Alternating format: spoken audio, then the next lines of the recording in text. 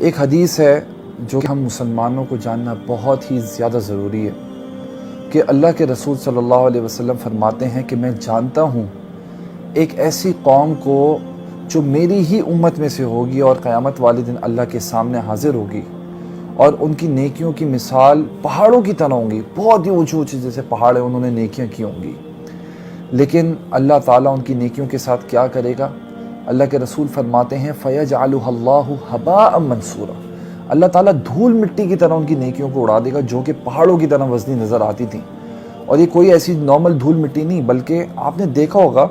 جب سورج کی کرنیں پڑتی ہیں تو اس میں چھوٹے چھوٹے آپ کو ذرات نظر آتے ہیں، تو اللہ تعالیٰ ان ذرات کی مثال کر دے گا ان کی نیکیوں کو۔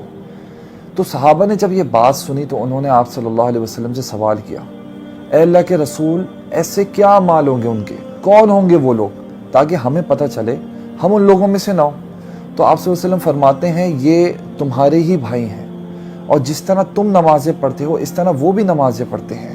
راتوں کا قیام کرتے ہیں، لیکن بات صرف اتنی سی ہے کہ جب وہ لوگوں کے سامنے ہوتے ہیں تو ان کی نیکیاں ظاہر ہوتی ہیں، وہ بہت اچھے ہوتے ہیں، ان کے اخلاق، ان کی عاجزی، اس طریقے کے ان کی اچھائیاں ان کی نظر آتی ہیں لوگوں کے سامنے، لیکن جیسے ہی وہ تنہائیوں میں چلے جاتے ہیں، لوگوں کی نظروں سے اوجھل ہو جاتے ہیں، جب ان کو یہ ڈر نہیں ہوتا کہ کوئی نہیں دیکھ رہا ان کو،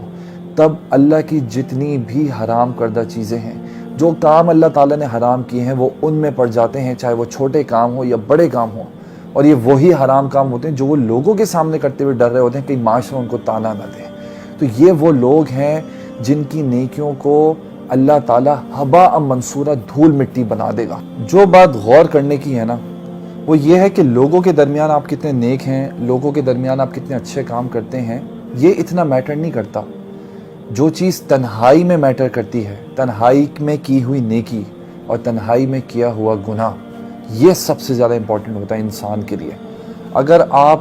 تنہائی میں نیکی نہیں کر سکتے نا تو ایٹ لیسٹ گناہ بھی نہ کریں، کیونکہ تنہائی میں کیا ہوا گناہ لوگوں کے درمیان کی ہوئی نیکیوں کو بھی برباد کر دیتا ہے۔ جزاک اللہ خیر۔